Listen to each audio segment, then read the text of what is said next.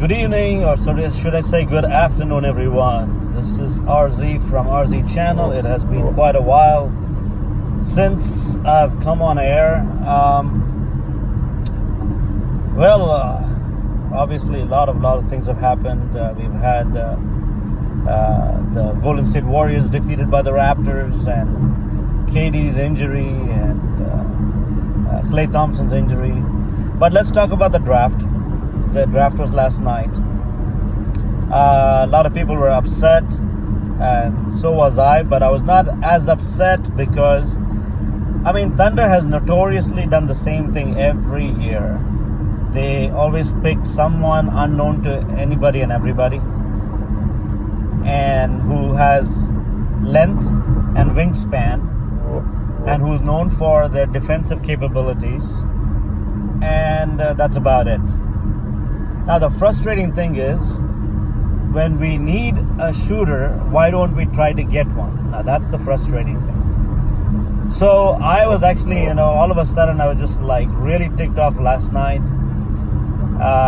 Not because it was something unexpected, we knew it was expected, but I was also analyzing, despite the magic of Sam Presti and despite all the miraculous moves done, what we are left with is we are 39 million over the cap, or in the tax, luxury tax, extra luxury tax, and look at our team. So in my opinion, somebody has to pay for it. Somebody has to be held responsible, be it Presti or whoever it is, unless we make some major changes or do something about it. How can you have the highest payroll in the whole of NBA and don't have too much to show for? So yes, what we have to show for is Russ and PG. Yes, I'm happy that they are with us, but bottom line is, if you are 40 million over the cap, or you're 40 million in the tax luxury, so we cannot explain getting out in the first round.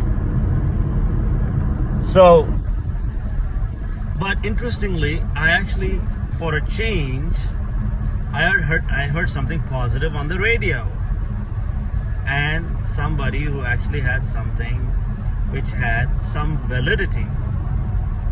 Now, who's this Darius guy? Nobody's ever heard of him. So the question is, as much as you can feel disappointed and sure that it's such a bad pick, you should also be unsure if it's going to be a bad pick or not. Because number one, he is creating history here. I know we picked him as the 23rd pick, but nevertheless, he's the first player to ever do an internship in New Balance and was paid $1 million, and he didn't go to college, and for a year he dedicated his life just to build muscle and build body and go to the gym and work out, and he has his own routine, and he did it, and now he's been drafted. So there are no college tapes, there are no videotapes of him playing a whole lot, things like that. So how do you know if he's good, or how do you know he's bad? Who knows, he might be really, really good. What we know is he has gained almost 20 pounds this last year. He is focused on nutrition, hard work. He's been coming to the gym every morning at 6. He's got some coaching from Kevin Garnett, old KG. And he has spent a lot of time with the New Balance people who are his first sponsors. And so you look at all that. Now, the only negative I've heard online is supposedly he didn't perform all that great when he had to compete in certain games. Now I don't know if it's hearsay or how that works. The other thing is, he has not played competitive basketball for a whole year. The last time he ever played was in high school. So these are definite negatives. But nevertheless, I don't consider Presti a dumb guy. He has made mistakes, but he's not dumb.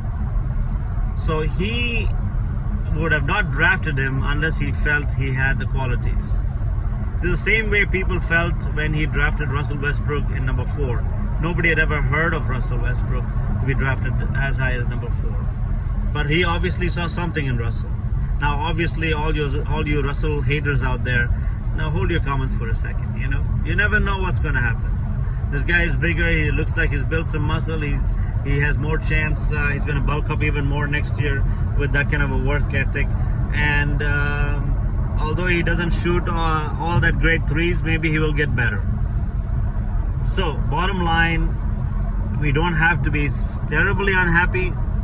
Positive comments from Sam Presti was, this is just the beginning of the off season, which makes me wonder that he is definitely going to, or has several moves under his belt, and he would be executing one or some of them. So let's just hope there's a good transformation, because we know there is going to be a transformation, but we hope there is a good transformation for the Oklahoma City Thunder, so that we play well together and everything goes well for us to go far in the playoffs.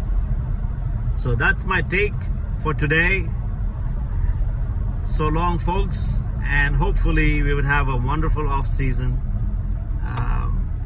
and Thunder would get some magical stars, and we shall look forward to a wonderful season next year. Until next time, so long, folks.